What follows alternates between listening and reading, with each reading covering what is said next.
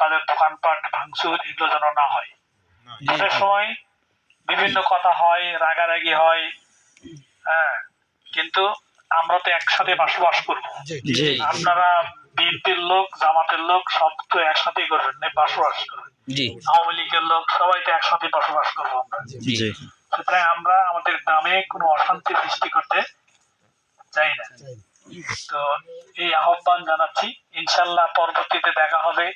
আপনাদের যে রাস্তা দিয়ে আসলাম, রাস্তার তো বেহাল অবস্থা দেখলাম, ইনশাল্লাহ আল্লাহ যদি তৌফিক দান করেন এটা মনে থাকবে। আমাদের উপজেলা আমির আছেন, সেক্রেটারি আছেন, হ্যাঁ, তারপরে আমাদের আরো যারা নেতৃবৃন্দ আছেন, ইনশাল্লাহ আমরা 5 বছরের মধ্যে ইনশাল্লাহ কোন রাস্তা আর কাঁচা থাকবে না, সবগুলাই পাকা ইনশাল্লাহ। ইনশাল্লাহ। তবে আপনাদের এটা আমরা অগ্রাধিকার ভিত্তিতে করার চেষ্টা করব।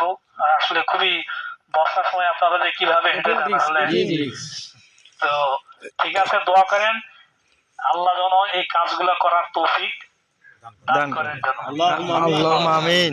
আসসালামু আলাইকুম ওয়া রাহমাতুল্লাহ।